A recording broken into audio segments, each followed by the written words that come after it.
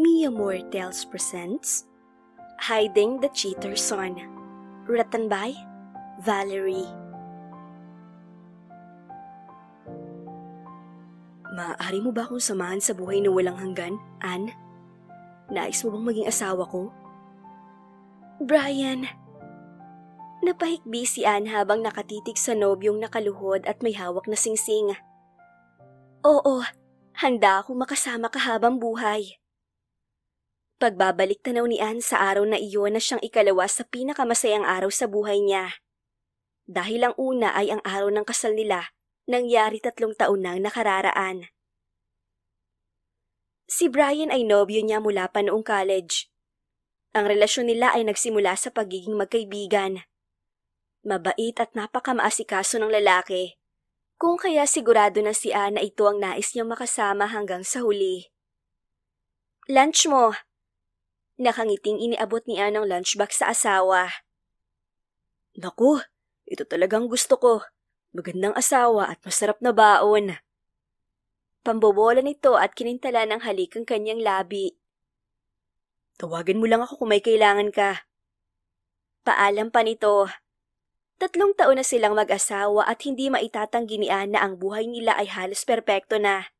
Maliban na lang sa hindi pa sila nabibiyayaan ng anak.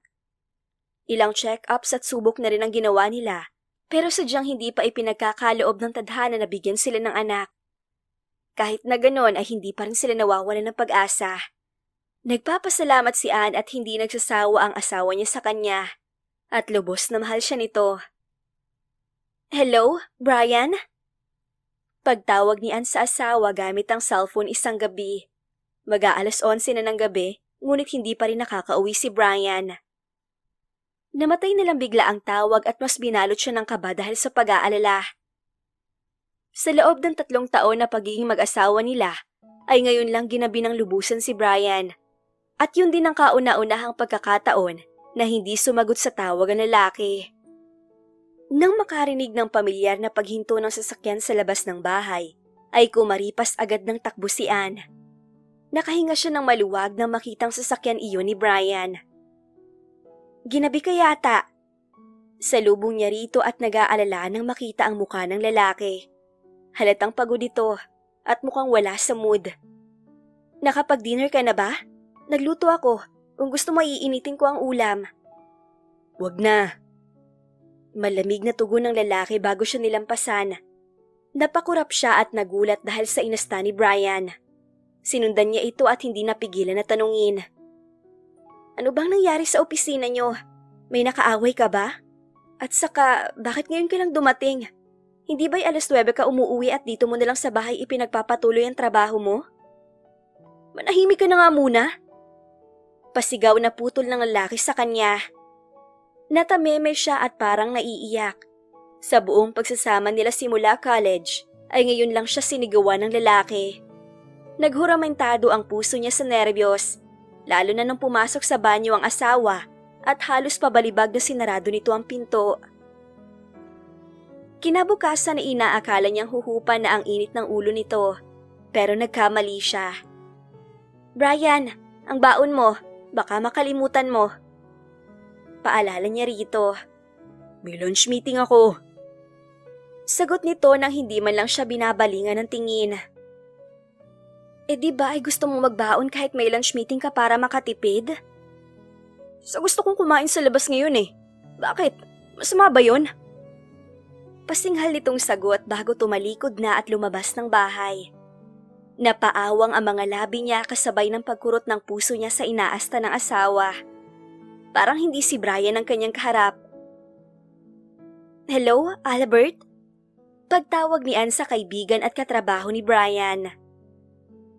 Oh, Anne, napatawag ka. Pasensya na sa istorbo ah. Gusto ko lang kasing malaman kung may nangyari ba kahapon dyan sa opisina nyo. May nangyari? Anong ibig mong sabihin? Ginabi kasi ng uwi si Brian kahapon at mainit ang ulo.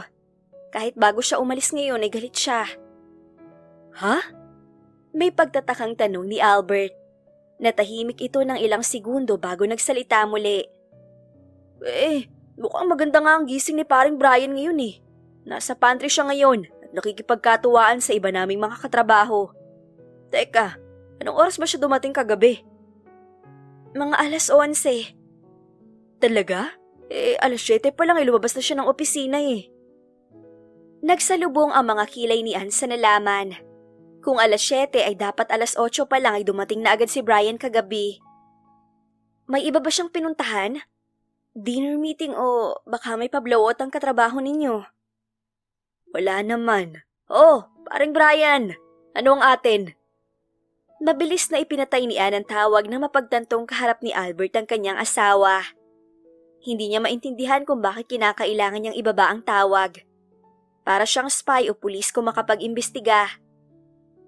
Buong araw ay iyon lang iniisip niya. Kilalang-kilala niya si Brian at malaki ang tiwala niya rito.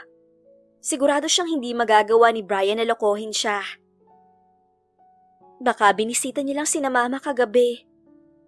Bulong niya dahil madalas na bumibisita si Brian sa mga magulang nito ng biglaan. Nakahinga siya ng maluwag nang maisip na baka iyon nga ang rason. Nang araw na yon ay maagang umuwi si Brian. Alas 8 ng gabi ay nasa bahay na ito. Agad na nilapitan ni Ann ang asawa para batiin. Mabuti at napaaga ka. Ba't katawagan mo kanina si Albert? Salubong nito sa kanya. Napalunok siya at kinabahan nang makita ang galit na mukha ng asawa. Ano? Ano? Itatanggi mo? Huling-huli ko kanina na magkatawagan kayo eh. Tinatanong ko lang kung kumusta ka sa trabaho. Sigaw niya pabalik. Talaga ba? Ako ang asawa mo. Ba't sa iba ka nagtatanong? Kinumusta kita kagabi. Hindi ba't hindi mo ko pinapansin? Nag-aalala ako, Brian. Kung hindi mo sa akin sasabihin, syempre magtatanong ako sa iba malamang.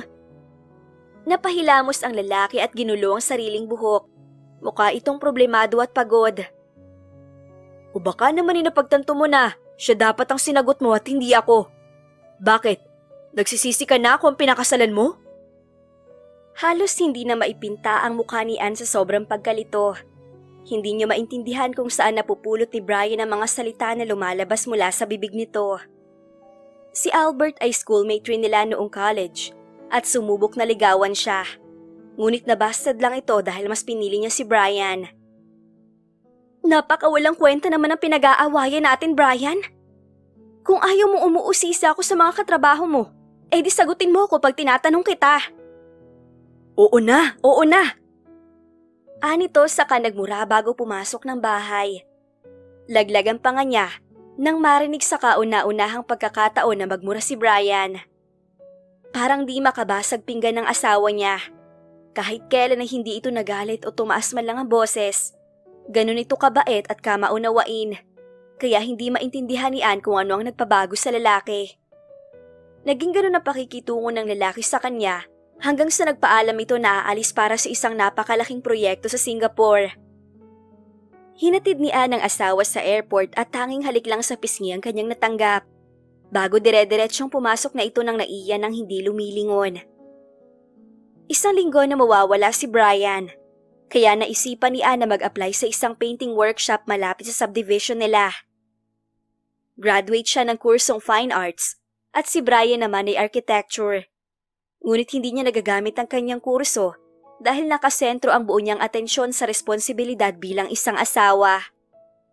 Dagdag pa na ayaw ni Brian na magtrabaho siya, kaya nang makakita siya ng online advertisement tungkol sa workshop ay agad siyang nag-apply. Hello! Magandang umaga sa inyong lahat. Lubos ako nagpapasalamat sa pagsali ninyo sa workshop na ito. Namimilog ang mga mata ni Ann habang nakatingin sa babaeng nagsasalita sa harap. Walang iba iyon kung hindi si Nicole Castillo, ang pinakasikat na pintor at interior designer ngayon. Ilang international awards na ang napanalunan ng mga obra nito. Sa ngayon ay sa basics muna tayo magsisimula. Sa head study. At ang unang hakbang ay ang pag-sketch ng shape gamit ang mga simpleng linya. Nag-demo si Nicole sa harap nilang lahat. At parang balahibo lang ng ibon ng hawak nito sa bilis nitong gumuhit. Magaling ka. Sabi ni Nicole sa kanya na magsimula na rin silang magpinta. Tumigil ito sa kanyang gilid kaya medyo nahiya siya. Bigyan mo ng dagdag na atensyon ang proporsyon ng muka. Mas lumapit pa ito sa kanya para maituro kung saang bahagi ang kailangang pagbutihin. May experience ka na ba sa pagpipinta? Tanong nito. Oo, actually graduate ako ng fine arts. Kaya naman pala mukhang sanay ka na. Pagbutihin mo at napakalaki ng potensyal mo. Natuwa si Anne sa mga papuri ni Nicole. Puno ito ng pagmamahal sa ginagawa at sobrang haba ng pasensya. Kung kaya ay mas nadagdagan pang lalo ang paghanga niya sa babae. Hello? Kamusta ka na riyan? Tanong ni Anne sa asawa nang tinawagan niya ito pag uwi niya galing sa workshop. Ayos naman. Pagod lang at masyadong maraming meetings. Alam mo, nagtry ulit ako magpinta. Kagagaling ko nga lang sa workshop. Pagkwento niya. At hindi mo man lang ipinaalam sa akin na maaga? Bahagyang tumaas ang boses ni Brian. Grabe, ganito na pala tayo dapat? Ni hindi mo man lang pinapaalam sa akin ng mga plano mo? Ipapaalam mo na lang kung tapos na? Pang pastime ko lang naman eh. Pangangatwiran niya. Alam niyang tutol ang kanyang asawa na magkaroon siya ng trabaho. Pang pastime? At anong susunod? Hahanap ka na ng kliyente at magbebenta? Tapos ano? May mag-o-offer sa iyong kumpanya at tatanggapin mo naman? Parang may kung anong bumara sa lalamunan ni Anne dahil sa walang katuturan na mga bagay na lumalabas sa bibig ng asawa niya. Ano naman? Hindi ako nag-aral ng 4 na taon sa kolehiyo para maging tambay lang dito sa bahay, Brian. Hindi na rin napigilan ni Anne at tumaas na rin ang kanyang boses. Hindi ko alam kung anong nangyayari sa'yo. Nag-iba ka na. At para akong tangang asawa na walang alam kung bakit ka nagkakaganyan. Umiinit ang mga mata niya habang patuloy na sumisigaw. Mag-usap na lang tayo sa susunod. Pagod ako. Sabi ng lalaki bago pinatay ang tawag. Kinabukasan ay wala sa sariling pumasok si Anne sa workshop. Nakatulala lang siya sa canvas na nasa kanyang harapan. Walang ideya o imahe ang pumapasok sa kanyang isip. Ayos ka lang ba? Nag-aalalang tanong ni Nicole dahilan para bumalik siya sa realidad. Oo.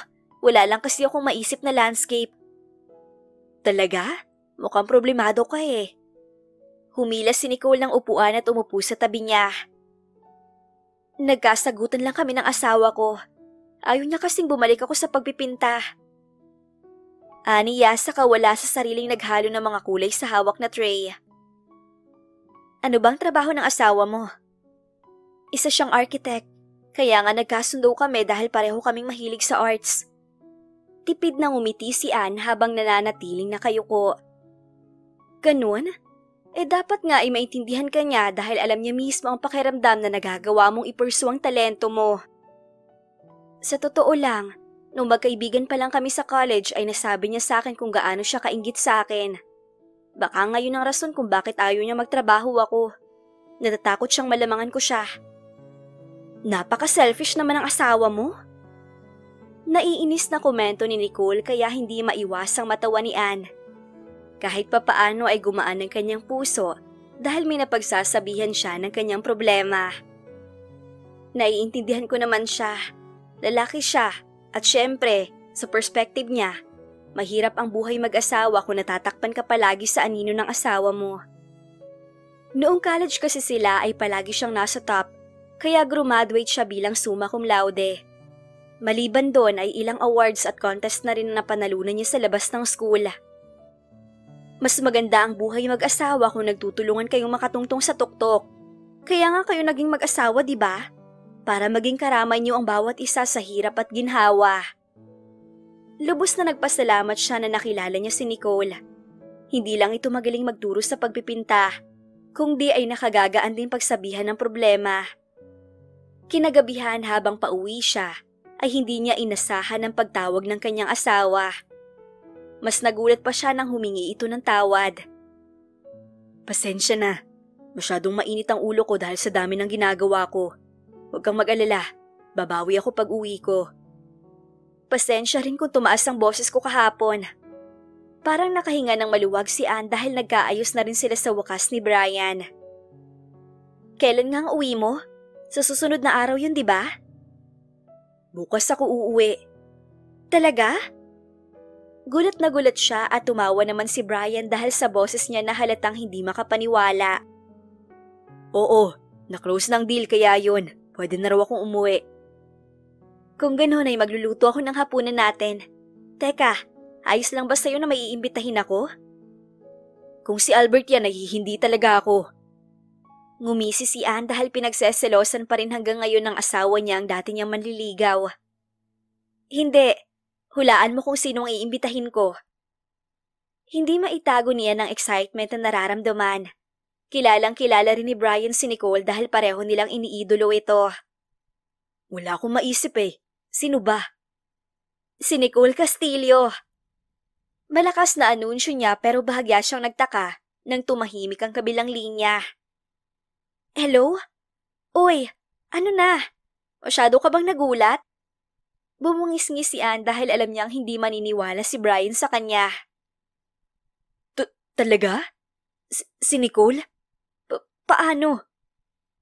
Mas lalong lumapad ang ngisi sa labi ni Anne dahil sa gulat na tono ng asawa.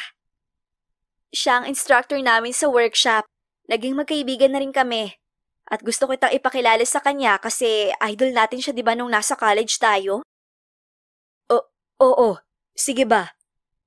Nang matapos ang pag-uusap nila ni Brian sa phone, ay mabilis na iniliko ni Anne ang sasakyan para bumalik sa studio kung saan sila nag-workshop. Oh, may nakalimutan ka ba?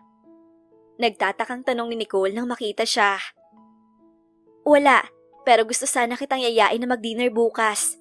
Dadating kasi ang asawa ko at nais kitang ipakilala. Tsaka, pasasalamat na rin sa pagtuturo mo. At syempre, sa pakikinig na rin sa mga hinanakit ko sa buhay. Hindi naman kailangan, Ane. Sige na, gusto ko rin kasi mamit ng asawa ko. Alam mo na, pareho kasi kaming fan ng mga obra mo. Pamimilit niya rito. Sige. Kinabukasan ay sinundo niya ang asawa sa airport. Sinalubong niya ang asawa at agad na kinintalan ng halik sa labi. Namiss kita. Aniya habang masayang nakatitig sa mukha ng asawa. Namiss din kita. Tara na? Pagdating nila sa bahay ay inihanda niya ang dinner nila habang nagbibihis si Brian sa kwarto. Yung bisita mo, pupunta ba yun? Tanong ng lalaki paglabas ng kwarto. Nagulat si Anne dahil sa ayos nito. Malinis ang buhok nitong mukhang nilagyan ng gel at nakasuot ng itim na turtleneck. Papunta na si Nicole. Teka, hindi ba't masyadong formal ang ayos mo? Tayo-tayo lang naman.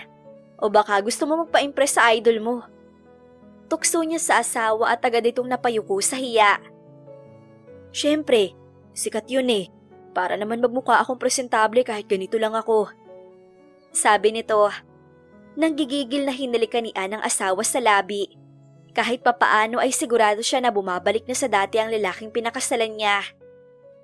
Mukhang nandito na siya. Bulong niya nang marinig ang doorbell. Mabilis siyang nagtungo sa pinto at pinagbuksan si Nicole na nakasuot ng yellow na long dress. Pasok ka! Welcome sa bahay namin. Iminwestra ni Anne ang sala at nakangiting pumasok naman si Nicole. Nicole, si Brian nga pala, asawa ko. Pagpapakilala niya sa asawa nang sumulpot ito sa sala. Nagtaka si Anne na makita ang pag-awon ng mga labi ni Nicole habang nakatitig sa asawa niya. Hi. Paglapit ito kay Brian saka nakipagkamay. Kilala mo bang asawa ko? Ha? Oo. Marami kayang sikat na obra tong asawa mo. Halos lahat ng magagandang condominiums ay siyang nag-design. Hindi ko inaasahan na siya pala ang asawa mo. Naku, masyado mo yatang pinupuri si Brian. Baka lumaki ang ulo nito. Biro ni Anne nang makita ang nahihiyang asawa na napapakamot sa ulo. Tara, sa dining tayo. Yaya ni Anne at sumunod naman ang dalawa sa kanya. Habang nagdi-dinner sila ay hindi maintindihan ni Anne kung bakit ang awkward ng setup. Magharap sila ni Brian at napapagitnaan naman nila si Nicole.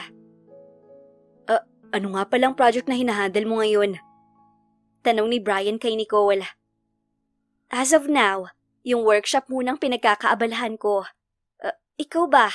Kumusta ang trip mo sa Singapore? Nagsalubong ang mga kilay ni Anne sa tanong na yon ni Nicole. Paano mo nalaman na sa Singapore nang galing si Brian? Napakurap si Nicole at nag-iwas ng tingin bago sumagot. Hindi ba ikinuwento mo sa akin? Talaga? Sinubukan niyang alalahanin ang pag-uusap nilang dalawa ni Nicole, pero hindi niya matandaan na sinabi niya rito kung saan ginanap ang trip ni Brian. Siguro. Kibit balikat na lang niya dahil hindi siya sigurado kung nasabi nga ba niya talaga. Maraming salamat sa pag-imbita mo, Anne. Napakasarap mong magluto. Ani Nicole pagkatapos ng dinner nila. Maraming salamat din sa pagpunta mo. Mag-ingat ka sa daan. Ani Yarito. Mauna na ako. Brian, aalis na ako. Nilingon nito si Brian. Ingat. Tipid na sambit ni Brian. Nang matapos ang araw na yon ay naging malambing si Brian sa kanya. Habang abala si Anne sa pagluluto ng agahan kinabukasan, ay naramdaman niya ang mumunting halik ng asawa sa kanyang leeg. Brian, may trabaho ka pa. Natatawang saway niya rito. Isa lang. Parang bata na napanguso ito. Nakaisa ka na kagabi ah. Patuloy na natawa si Anne at mukhang masyadong namiss siya ng asawa noong pumunta ito ng Singapore. Nabitin eh. Sige na. Pamimilit ito at wala rin siyang nagawa dahil masyado na rin siyang naakit ni Brian. Nang matapos sa paglalambingan nilang mag-asawa ay pumasok na si Brian sa trabaho. Nang mag-alas 2 ay si Anne naman ang umalis ng bahay para magtungo sa studio. Hindi niya inaasahan na iba ang magiging instructor nila sa araw na yon. Ako si Lorraine Fernandez at ako muna ang papalit kay Miss Nicole. Kinakailangan niya pumunta ng probinsya dahil sa isang family emergency. Pero huwag kayong mag-alala. Sisikapin kong tugunan ang pangangailangan ninyo bilang mga artist. Hindi maiwasang mag-alala ni Anne para sa kaibigan. Kaya nang matapos ang workshop sa araw na yon, ay tinawagan niya ito pero out of reach. Siguro ay dahil mahina ang signal sa probinsya. Lumipas sa mga araw at natutuwa si Anne sa ginagawa niyang pagpipinta. Parang bumabalik muli ang galing niya. Subalit hindi niya inaasahan na may interesadong bibili pala ng kanyang obra. Talaga po, ma'am? Hindi makapaniwalang tanong niya kay Lorraine. Oo, may mga kakilala kasi akong bumisita rito kahapon pag uwi ninyo. At lahat sila ay natipuhan ng gawa mo. Kung kaya ay nagpabidding ako kahapon at hulaan mo kung magkano ang pinakamalaking bid. 5,000 or 10,000 pesos? Hindi sigurado niyang sagot. Malaki ang hinala niya na baka mas maliit pa ron dahil hindi naman siya isang kilalang pintor. Hoy, ang baba ng tingin mo sa masterpiece mo ha? 102,000 pesos ang pinakamataas na bid, girl. Bigla siyang nalula at halos hindi siya makapagsalita. Masyadong imposible ang kanyang naririnig ngayon para paniwalaan.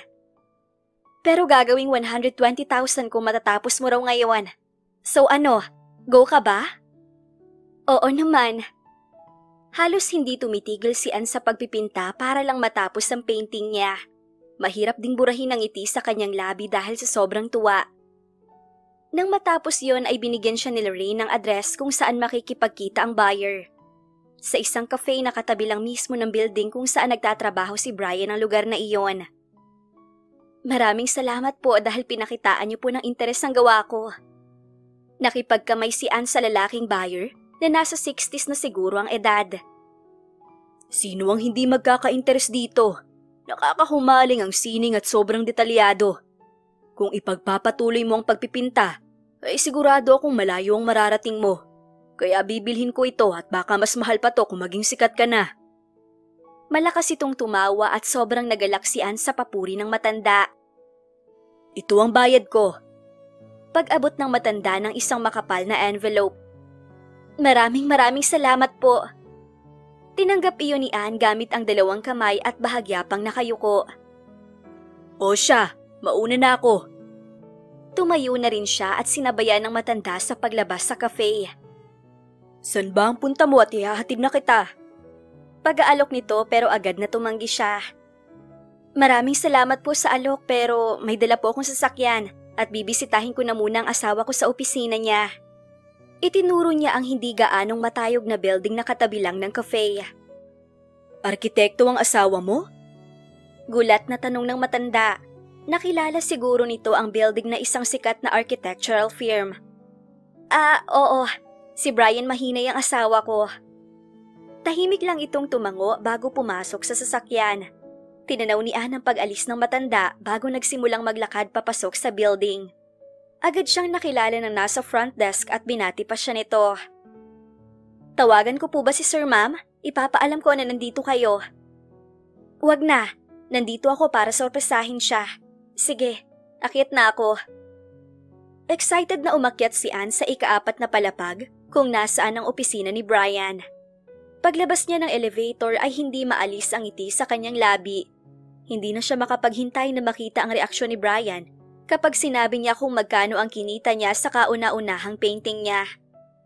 Sa sobrang excitement na nararamdaman sa pagsorpresa sa kanyang asawa, ay siya mismo ang nasorpresa pagbukas niya ng pinto. Parang binuhusan ng malamig na tubig si Ann habang nakatitig sa asawa niyang nakasandal sa mesa habang magkadikit ang mga labi nito at ni Nicole. Ann? Kinakabahang pagsambit ni Brian sa pangalan niya.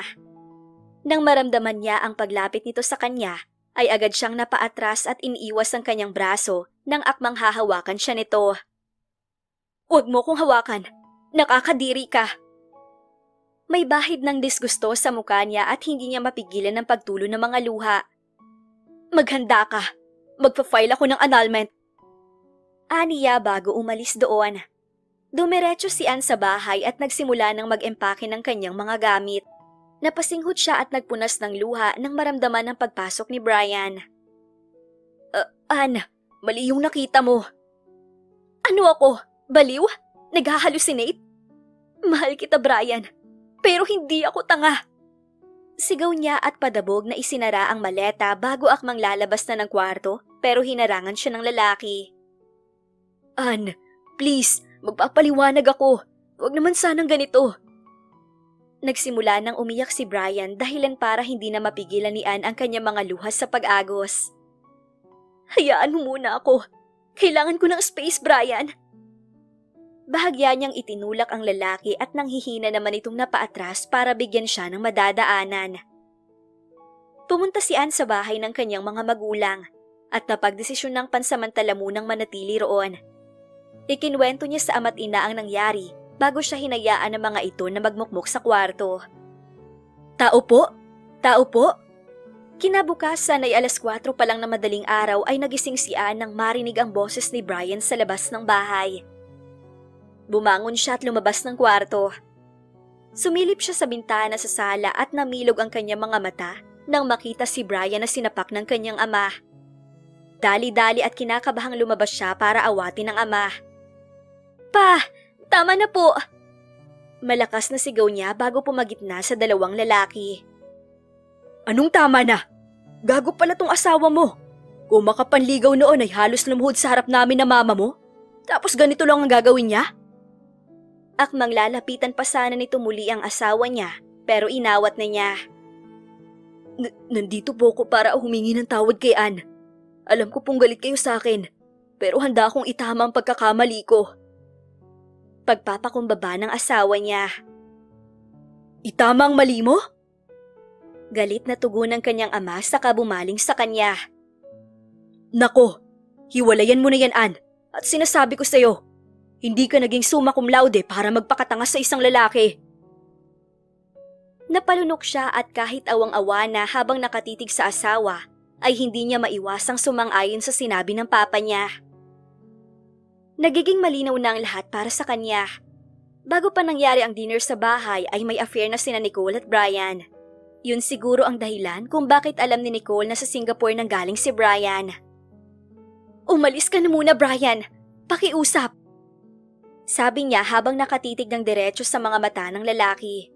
Napabuntong hininga naman ito at napatango bago umalis. Ano na ang plano mo? Tanong ng mama niya kinabukasan. Magpa-file ako ng annulment. Sagot niya habang nakatitig sa itlog na nasa kanyang pinggan. Hindi niya maintindihan pero parang bigla na lang siyang nakaramdam ng pandidiri sa ulam. Sa sobrang pandidiri ay hindi niya napigilang tumakbo sa lababo at dumuwal. Ano bang nangyari? Mukhang panis po yung itlog. Sagot niya habang nagpupunas ng labi. Paanong panis eh? Kakaluto ko lang yan. Magkasalubong ang mga kilay na sabi ng mama niya habang pinagmamasdan siya nito mula ulo hanggang paa. At tumigil ang mga mata nito sa dibdib niya. Ewan ko po, mukhang masama po ang pakiramdam ko.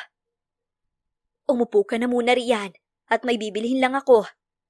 Utos pa nito bago umalis. Habang nakaupo ay bumalik na naman sa isip niya ang senaryong naabutan niya sa opisina ng asawa. Kung gaano nasarapan si Brian sa mga labi ni Nicole.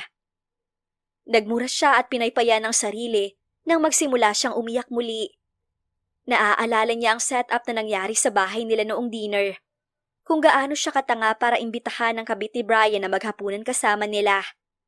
Parang ang tanga-tanga niya sa part na sinabi niya ang kanyang mga hinanakit tungkol sa asawa kay Nicole. Ang babaeng hindi niya inaasahang aakit at aagaw mismo sa asawa niya. Ma, ano po ito?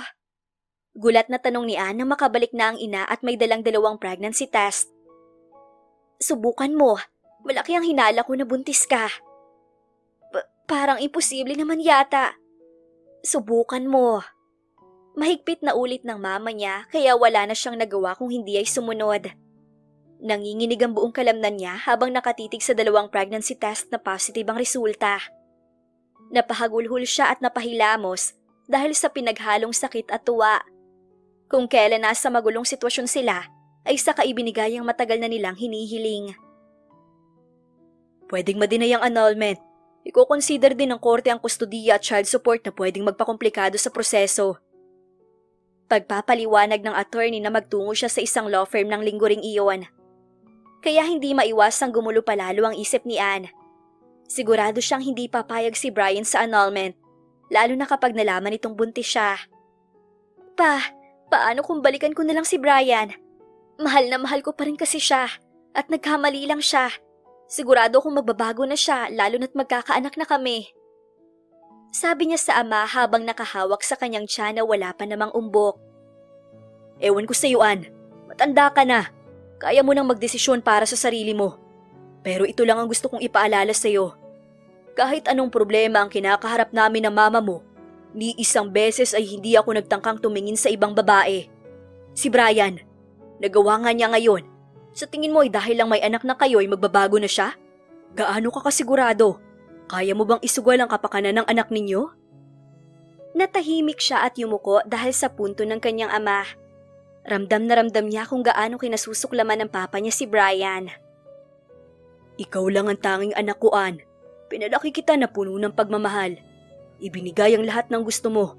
Prinotektahan kita sa lahat ng bagay na kahit lamok noon ay ayaw kong dumapo sa'yo. Tapos ano?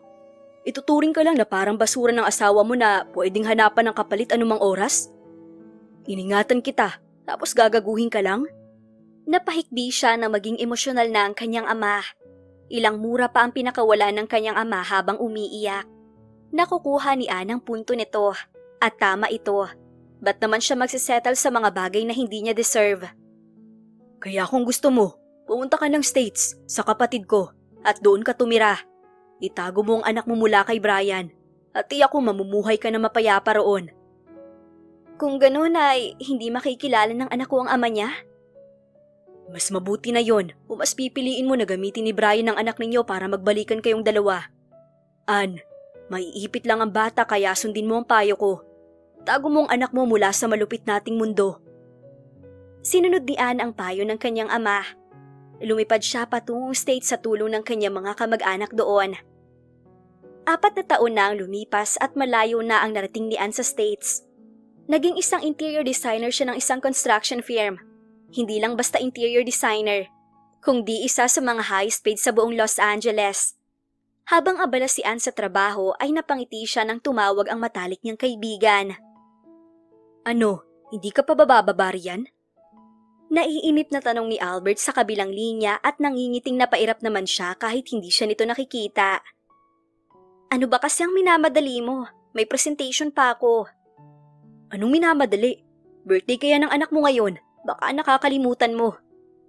Ako? Makakalimot? Huwag ka, Albert. Ako ang umiririyan. Ba't ka kasi nagmamadali?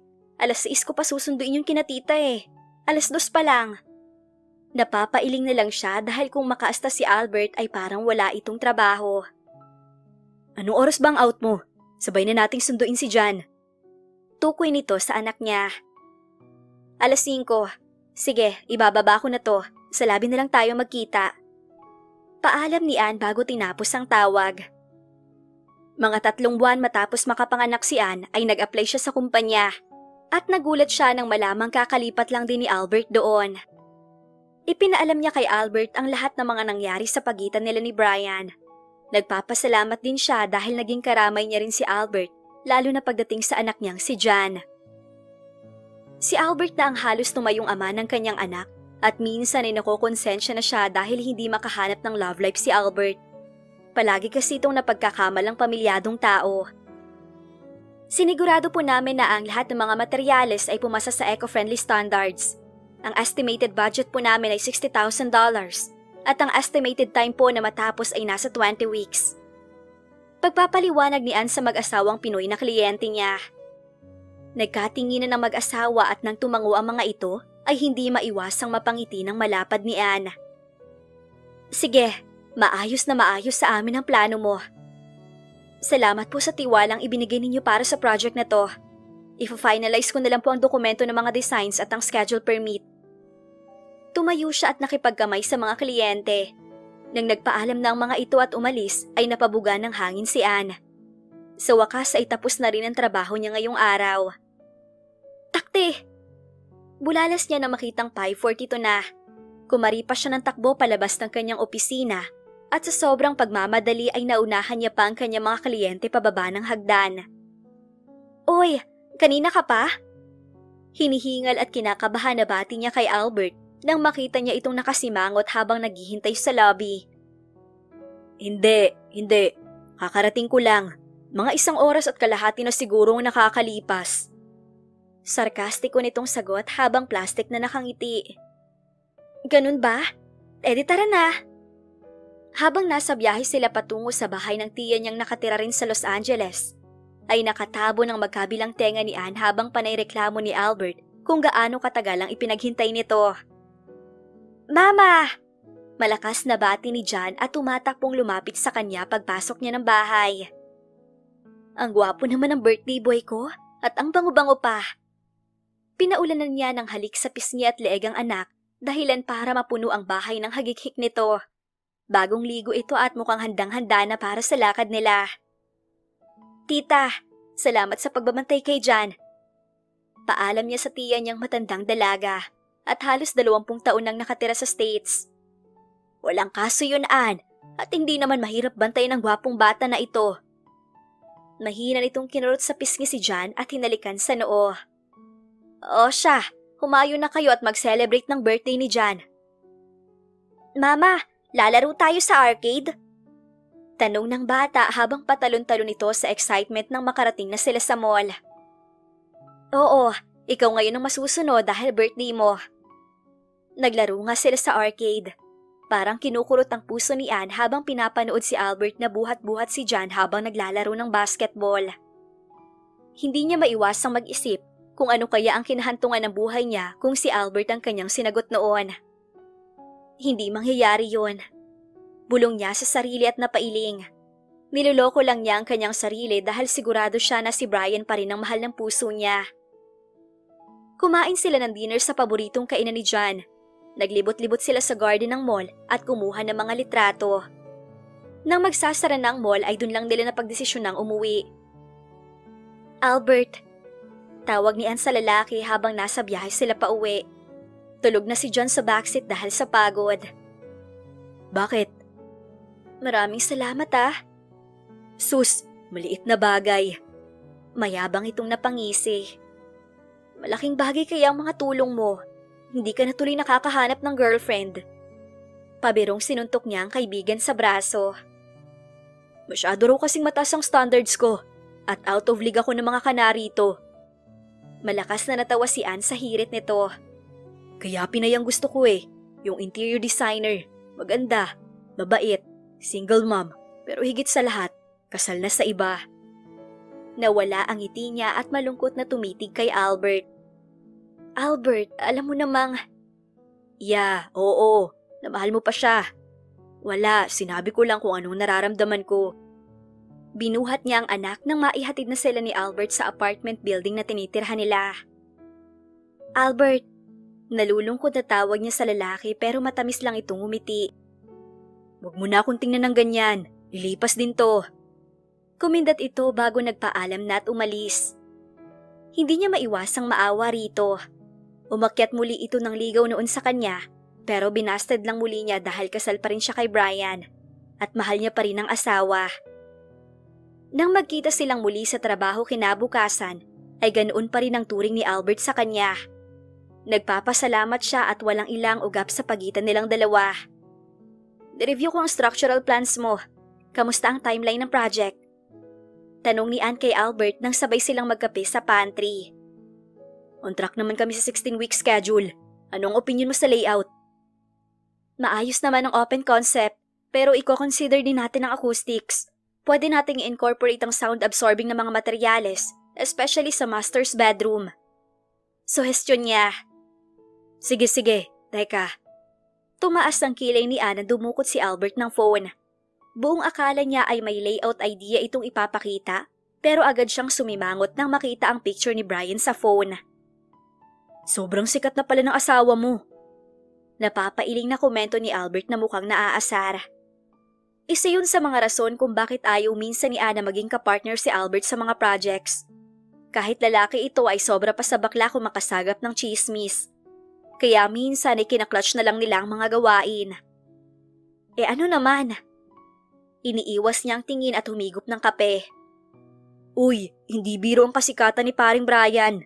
Nakapagpatayo na pala siya ng sarili niyang condominium tower. Hindi lang isa o 2 building. Nasa 8 building sa buong Pilipinas. Napakurap si Anne at patuloy sa paghihigop ng kape kahit nagulat siya sa mga naririnig. Hindi niya maisip kung paano iyon nagawa ni Brian sa loob lamang ng 4 na taon. Ang isang tower ng kondominium ay umaabot ng 3 hanggang 6 na taon bago matapos. Paano naman ang 8? Hindi naman ganoon kayaman si Brian para sabay-sabay na ipatayo ang 8 condominium towers. Pucha, anong sinasabi nila na siniko lang asawa niya? Hindi maiwasang makurious si Anne sa bulalas ni Albert. Nilapitan niya ito at uminit ang kanyang ulo nang makita ang poster ni Brian kasama si Nicole. Nakapulupot ang braso nito sa bewang ng kabit. Gago talaga. Hindi ko alam kung paano ko to naging kaibigan. Patuloy pa na nagmura si Albert habang tahimik naman siya sa gilid. Nagsisink in ngayon sa isip niya na tama ang desisyong ginawa niya. Sa sikat ng gagong to, patay talaga to kapag may hahalukay na mga impormasyon at malamang may asawa na pala siya at si Nicole ay kabit lang. Pero saan niya nakuha ang pera niya? Tanong niya dahil doon siya mas curious. Anong saan ang pinagsasasabi mo? Di malamang sa kita niya. Sapat na ba yun para makapagpatayo ng 8 condominium towers? Siyempre naman. Ilang taon na rin yung architectural firm. Namana niya pa yun siguro sa mga magulang niya. Kibit balikat na sagot ni Albert. Anong naman ang pinagsasasabi mo? Yung architectural firm kung saan ako noon nagtatrabaho, si Brian ang boss ko. Laglag ang panganian sa nadiskubre. Ilang taon na silang kasal ni Brian at ilang taon din ang pagsasama nila noong college. Pero ngayon lang niya nalaman na si Brian pala ang may-ari ng architectural firm. Buong akala niya ay normal na arkitekto lang ito na nagtatrabaho roon. Hala, hindi mo alam? Tanong ni Albert. Nakaawang ang mga labi na umiling siya dahilan para mapamura si Albert.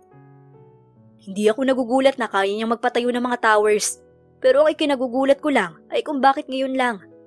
Ngayon kung kailan hiwalay na kayo at biglaan pa nawalo agad. Tapos ikaw, nagugulat ka kasi akala mo sa asawa mo ay average na architect lang?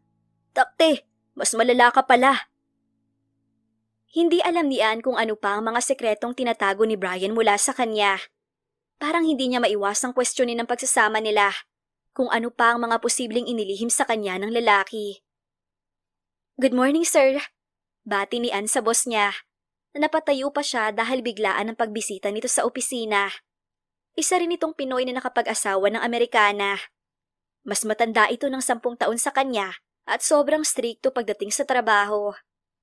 Tapos na ang project mo kay Mr. at Mrs. Yason, hindi ba? Close deal na po and ongoing na po, sir. And yes, wala na akong pending projects. Sabi niya dahil sigurado siya na may bagong project itong ibibigay sa kanya. Isa ka sa mga interior designers na napili ko para sa isang condominium project na ipapatayo rito sa Los Angeles. Yan ang magiging next project mo. Bukas ang meeting, 9 a.m. sharp. Dire-diretsong sabi nito at agad na umalis. Kinabukasan na hinatid muli ni Ann ang anak sa tiyahin kasama si Albert. Mami, paint tayo later Ani John. Yes. Kaya wag kang maging pasaway kay Lola Teres mo Sure po. Sumakay na si Ann sa kotse ni Albert at halos mapasigaw siya nang makita ang oras. Malapit na mag-alas 9 at stuck pa sila sa traffic. Relax ka lang. Hindi lang naman ikaw ang nag-iisang interior designer Marami kayo. Aray! Hindi na napigilan ni Ann at hinila niya ang patilya ng kaibigan. Di parang tanga ako na walang alam sa gagawin. Tapos iisipin ng kamit ko na napaka-unprofessional ko naman. So wala tayong magagawa. Na-stuck na tayo. 15 minutes late na si Ann nang makarating sila. Kahit nakastileto ay tinakbo niya ang hagdan paakyat sa conference room. Nang makapasok na ay agad siyang yumuko at dumiretso sa bakanting upuan habang may arkitekto na nagsasalita sa harap. Mukhang wala namang nakapansin sa presensya niya. Ngunit nadismaya siya nang mag-angat ng tingin at nakita ang mabibigat na titig ng mga taong kaharap niya. What do you think about this, Mr. Mahinay? Tanong ng arkitekto na nagbibigay ng suhestyon tungkol sa floor plans. Please continue. Ani Mr. Mahinay na titig sa kanya. Bumagal ang paghinga ni Ann at napayuko. Bakit hindi niya itinanong sa boss niya kung sino ang magiging kliyente nila? Humugot siya ng isang malalim na hininga bago na pagdesisyon ng iangat ang kanyang tingin at labanan ng mga mata ni Brian. Sa pagitan nilang dalawa ay si Brian dapat ang kabahan sa pagkikita nila. Napalunok siya nang matitigan ng husto ang kabuuan ni Brian.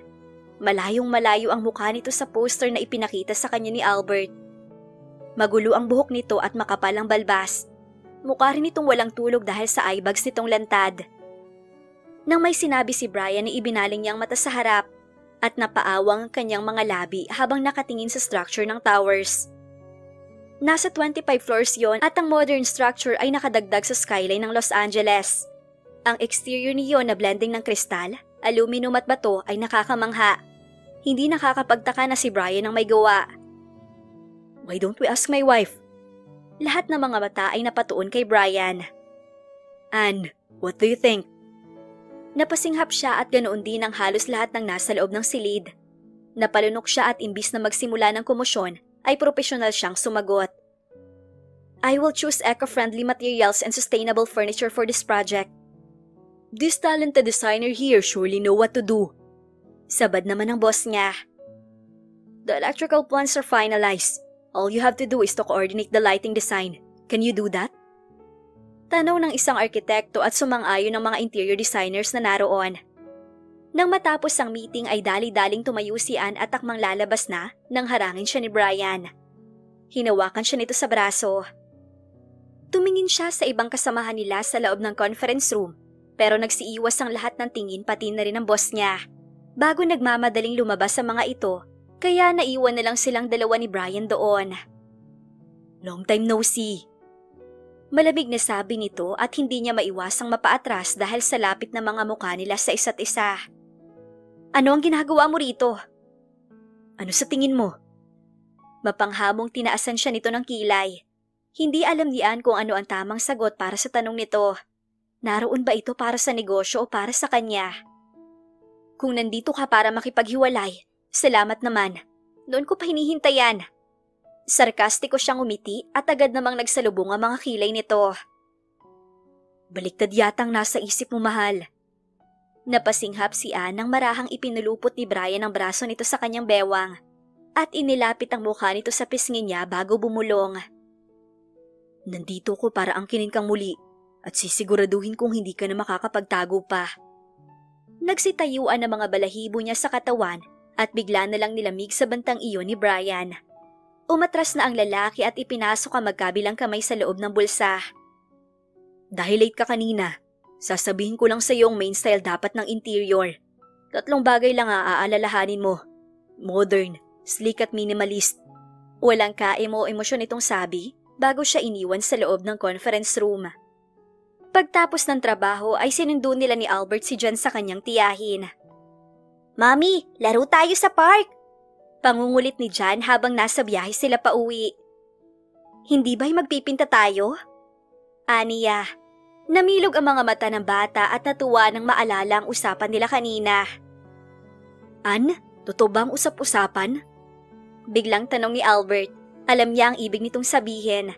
Tipid na tangulang ang kanyang ibinigay habang nakatitig ng diretso sa harap. Napabugas si Albert ng hangin bago nagsalitang muli. Paano na yan? Paano ko malaman niya? Tukoy nito kay John. Hindi ko alam ang gagawin. Hindi rin naman pwedeng tumakbo na naman ako dahil narito na ang buhay ko. Paano kung gusto niya ulit na magkabalikan kayo? Natahimik siya sa tanong ni Albert. Naalala na naman niya ang banta kanina ni Brian. Ewan ko. Matipid na sagot niya at ayaw niyang pag-usapan pa si Brian. By the way, may ibibigay pala ako sa'yo. Sabi ni Albert nang huminto ng sasakyan. May kinuha ito na isang maliit na papel sa loob ng suot na suit at iniabot iyon sa kanya. Nagtatakang tinignan niya iyon at napatakip agad siya ng bibig nang mapagtantong isang invitation iyon para sa art exhibit ng Lauren Gallery. Paano? Halos hindi siya makapaniwala. Hindi mo siguro na-check ang email mo. Ilang beses ka raw sinubukang kontakin ng Lauren Gallery pero walang response. Mabuti at kilala ko ng isa sa mga production manager bilang kaibigan mo. Kaya nagpasuyo sila. Replyan mo na raw sa email. Kinindatan siya nito. Pagpasok sa loob ng apartment ay agad niyang binuksan ang email niya at nalaglagan pa nga niya nang makitang 3 beses na siyang sinenda ng email ng Lauren Gallery. Humingi siya ng pasensya para sa mabagal na pag-reply at ipinaalam sa mga ito na sasali siya. Malaking oportunidad ang art exhibit para magkapera siya at makakuha ng malalaking offers. Mami, ano ipipaint natin? Tanong ni John nang nasa sala na sila para sa banding nila sa gabing iyon. Dove siguro, pero ano bang gusto mo? Ikaw, Mami. I will paint you, Mami, kasi you're so ganda. Napangiti si Anne at hinalikan ng anak sa pisngi dahil sa kaswitan nito. Ginawa niya ang gusto ng anak at natutuwa siya dahil hindi man gaanong magaling si John sa pagpipinta, ay sobrang eksperto ito sa paghahalo ng mga kulay sa mura nitong edad. Mami, sleepy na. Okay, baby. Nilinisan niya ng katawan ng anak at saka ito pinatulog at sa kanya binilikan ng ipinipinta. Naging maingat si Anne sa pagpipinta ng sariling muka. Sinisigurado niyang detalyado ang kanyang pagkakagawa. Sa mga sumunod na araw ay iyon ang kanyang pinagkakaabalahan at ang ongoing project niya para kay Brian. Sobrang hectic ng schedule, kung kaya ay hindi na namamalaya ni Anne ang oras noong nagpuyat siya para matapos ang isang painting.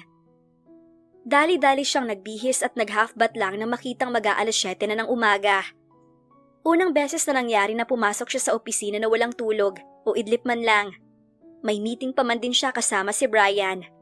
Ni hindi man lang siya nakapag-ayos. Pero teka, bakit niya kailangan mag-ayos? Ano naman kung haharap siya kay Brian na mukha siyang panda?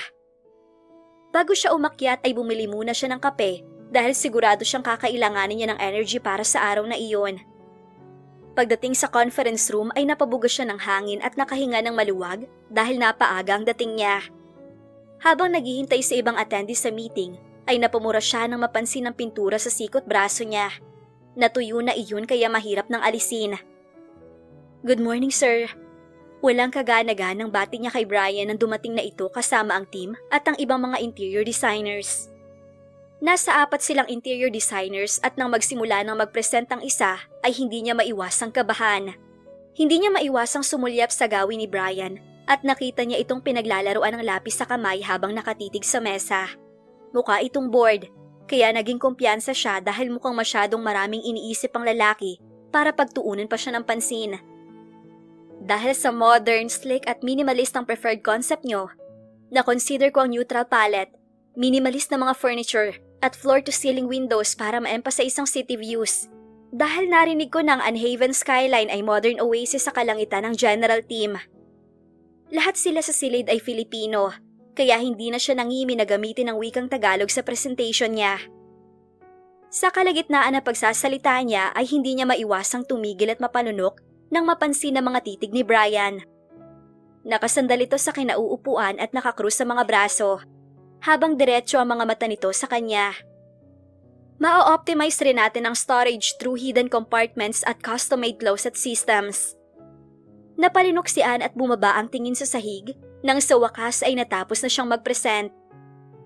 Na-mention mo nung unang meeting na gagamit ka ng mga eco-friendly na mga materyales. Pwede mo bang i-specify kung ano-ano mga materyales ang gagamitin? Mostly, sir. Magpo-focus tayo sa mga appliances na energy sufficient at LED lighting.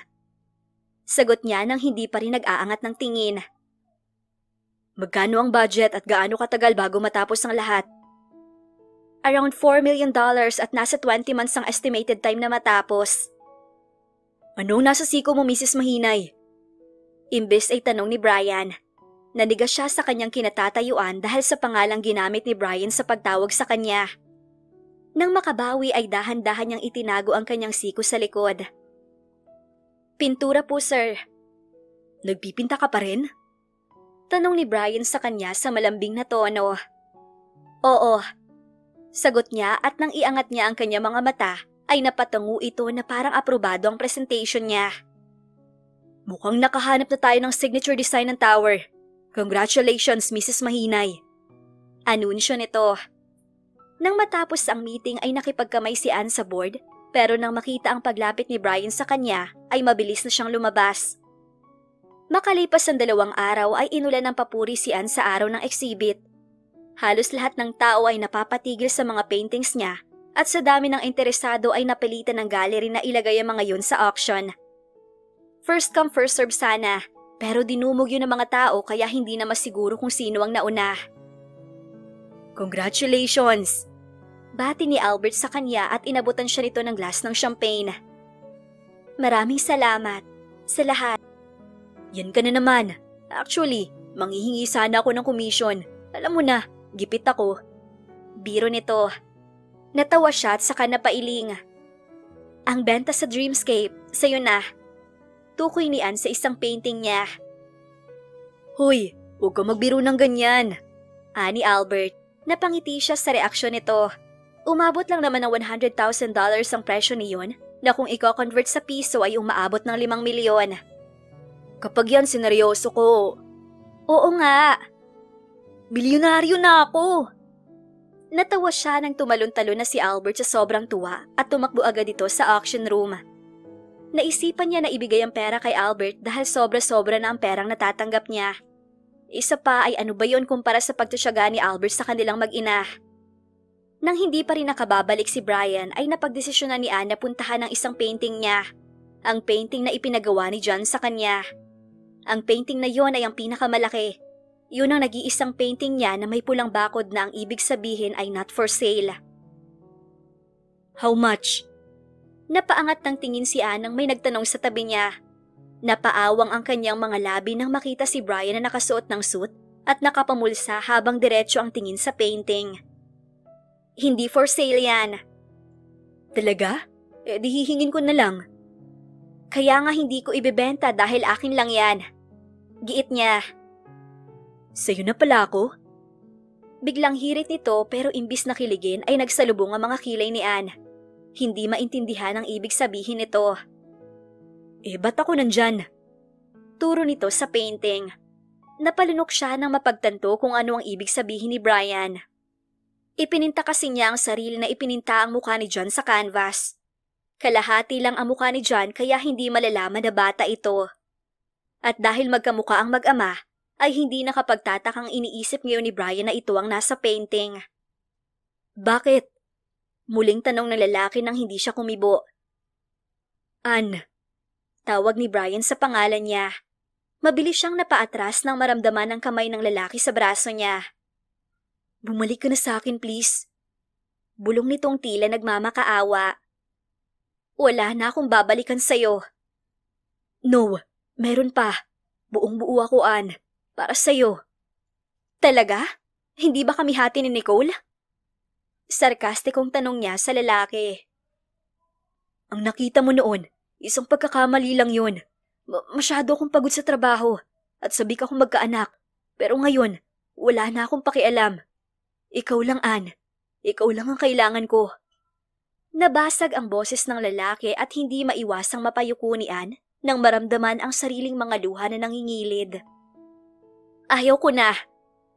Aniya sabay iling. Inalis niya ang kamay ni Brian na nakahawak sa braso niya. Kausapin mo na lang ako kapag handa ka na sa annulment. Napasinghot si Ann at pinupunasan ng umaagos niya mga luha habang papalabas ng gallery. Nang makita siya ni Albert ay hindi na ito nagtanong at tahimik siyang ipinag-drive pa uwi.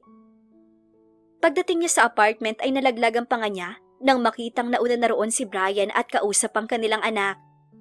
Nakatitig lang siya sa dalawa nang biglang sumulpot ang tita Teres niya at hinila siya palabas. Ano po ang ginagawa niya rito? Pinapasok ko siya.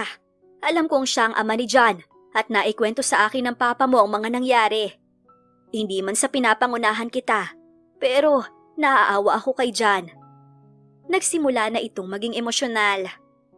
Palagi niyang itinatanong sa akin kung nasaan ang daddy niya. Niloko ka at nasaktan ka ni Brian. Ayos lang kung hindi mo siya bibigyan ng pagkakataong muli na magsama kayo. Pero hayaan mo magdesisyon si John kung tatanggapin ba niya si Brian bilang ama niya. Naghintay sila roon ng ilang minuto. Nakatulala si Ann sa kawalan habang panay ang punas niya sa kanyang mga luha na tila hindi nauubos. Nang bumukas ang pinto at lumabas si Brian, ay napaayos siya ng tayo. Nakipag-usap muna ito ng mabilis sa tita Teres niya bago ito nagsimulang humakbang papalapit sa kanya. Tumigil ito sa kanyang harapan at napahagulhol na lang bigla si Ann nang makita ang basang-basang mga mata ni Brian. Hindi ako prepared para rito. Aniya sa lalaki. Alam kong galit ka na inilihim ko sa iyo na may anak tayo. Pero sasabihin ko na, wala kang karapatang magalit. Mariin at galit na dinuro niya si Brian pero umiling lang ang lalaki at napahikbi. Hindi ako galit sa iyo, Ann. Galit ako sa sarili ko. Masyado akong nagpadala sa emosyon ko. Ang babaw-babaw ko. Kaya hindi kita masisisi. Masaya ako at napalaki mo siya ng maayos, Ann. Napuno ang gabi ng iyakan nilang dalawa. Mas lalo lang siyang nasasaktan sa nakikitang sinseridad ni Brian. Alam kong napakakapal ko para humingi sa iyo na pabor. Pero, kailangan ko ng tulong mo, Ann. Gusto kong bigyan ng kumpletong pamilya ang anak natin. Gusto kong bumalik na tayo sa dati. Dahil mahal na mahal kita.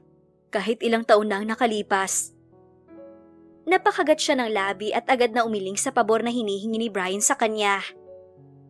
Mahirap nang ibalik sa dati ang kung anumang meron tayo noon, Bri. Hindi ko alam kung kaya pa kitang pagkatiwalaan. Tumango ang lalaki matapos niyang magsalita. Pero hindi kita pinagbabawalan na makita si John. Pwede mo siyang hiramin, pero sa akin pa rin siya matutulog. Dagdag niya pa. Naiintindihan ko. Ani Brian. Kinabukasan mismo ay nagaya ang lalaki na mamasyal sa mall. Sumama rin si Ann dahil sa pag-overthink na baka hindi iuwi ni Brian ang kanilang anak. Nang makapasok sa mall ay binili ni Brian ang lahat ng mga panindang laruan na hahawakan ni John. Tama na yan. Hindi niyo naman kailangan yan eh. Saway niya bago kinuha ang isang toy gun sa cart at ibinalik sa shelf. Pero mukhang gusto ni John at saka afford ko naman. Oo, afford mo. Pero ayaw ko lumaki si John na spoiled brat, kaya ibalik mo na ang ibang mga laruan. Naiinis na sabi niya at parang kawawang tuta na sumunod naman si Brian. Sa tingin mo ba hindi ko yan afford? Hindi dahil afford mo ay bibilhin mo na. Yeah, I know. Sorry. Ani Brian. Daddy, laro tayo sa arcade. Yaya ni John sa ama at nang dumating sila sa arcade ay hinamon pa nito si Brian ng laban sa basketball. Parami-rami tayo ng shots, Daddy. Sige, pero bawal iyakin ha. Mananalo naman po ako. Palagi kasi kami naglalaro rito ni Papa Albert. Nang banggitin ng anak nila si Albert ay iniiwas agad ni Ann ang tingin at nagkunwaring may tinitingnan sa claw machine. nang sumulyap si Brian sa kanya. Kung bakit naman kasi masyadong matatas ang anak nila sa edad nito, napakadali tuloy intindihin ang sinasabi nito. Nang matapos ang paglilibot at pamimili nila, ay agad na nakatulog si John, kaya kinarga ito ni Brian patungo sa kotse. Sa front seat ka, sabi ni Brian sa kanya nang akmang papasok na siya sa backseat. Dito na lang ako, baka kasi mahulog si John. Pagrarason niya kaya hinayaan siya ng lalaki. 9:00 na yun ng gabi kaya matraffic ang daan. Kinabahan si Anne dahil sa sobrang tahimik nila. So, papa pala ang tawag niya kay Albert? Oo, aniya. Tumango ang lalaki at napansin niya ang paghigpit nito ng hawak sa manibela. Sising-sisi ako, Anne. Ani Brian kapag kuwan. Hindi dahil may anak na tayo. Kung di ay noon pa lang, pagkakita ko sa'yo na nag-e-empake para umalis, sana'y pinigilan na kita. Kalmadong pagpapaliwanag nito. Nagsisisi ka lang naman kasi nahuli kita. Mapait na tugon niya. Oo, huli na mapagtanto ko kung gaano ko kaayaw na mawala ka sa buhay ko. Bakit mo ginawa yun, Bri? Bakit mo sinira ang relasyon natin? Lakas loob niyang tanong matapos ang ilang segundo na nakakabinging katahimikan. Hindi ko alam kung nasabi na sa'yo ito ni Nicole, pero nagtatrabaho siya sa kumpanyang kapartner namin. Natukso ako dahil palagi kami magkasama. Lalo pa nang sabihan niya ako na kaya niya akong bigyan ng anak. Napayuko si Anne at tahimik na pumatak ang kanyang mga luha habang nakikinig sa paliwanag ni Brian. Pilit nilang hinihinaan ang kanilang mga boses sa takot na magising ang kanilang anak. Hindi sinabi sa akin ni Nicole. Singhot niya. Gaya ng hindi mo pagsasabi sa akin na ikaw pala ang may-ari ng kumpanyang pinagtatrabahuhan mo.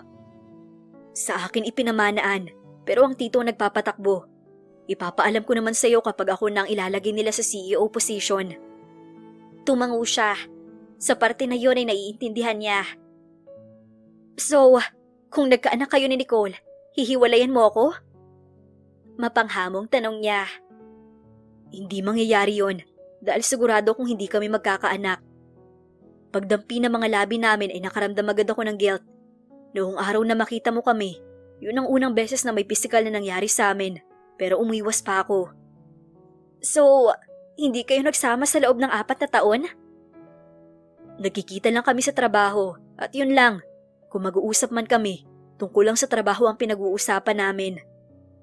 Mapaklang natawa si Anne.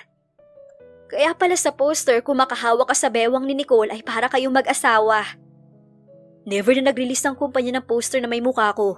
Kung ano man ang nakita mo, Photoshop lang yon. Depensa ng lalaki. Napanguso si Anne at umiwas ng tingin habang nag-iisip ng kung ano pa ang mga salita na pwede niyang ibato sa lalaki.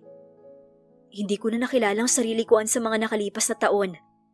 Masyado akong nangulilas sa iyo na hindi na ako umuwi sa bahay natin. Sa opisina lang ako palagi.